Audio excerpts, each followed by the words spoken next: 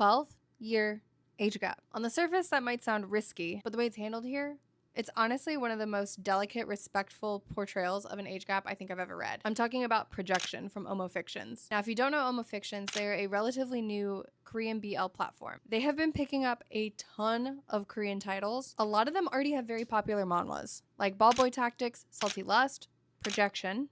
Now, I first discovered Projection through the manhwa, but as soon as I saw the license got picked up by Omo Fictions in its entirety, had to read it. Now, age gap is one of my favorite tropes, but there's a right way to do it and there's a creepy way to do it. Thankfully, in my opinion, this story falls into the right category. It revolves around Sejin and Seju. Sejin is 18 when he meets Seju. His father's abandoned him, and his mother's basically been sold off into forced labor because of their debt. Seju, on the other hand, is part of a gang, pretty much, that masquerades as a company, and one day he finds Sejin sitting outside one of the offices of their company for days, demanding to see his mother. One thing leads to another, and out of what seems like moral obligation, Seju takes Sejin in, gives him a place to stay, he gives him food, he gives him clothes, he even encourages his studies. And it's very important to say, there's zero romantic feeling at this time. At 18, Sejin is underage, he will not be of age until 20. The author is very intentional about making this distinction very clear. Before it becomes anything romantic, this is a story about growth, about grief, about loss, about found family, about self-love, but, and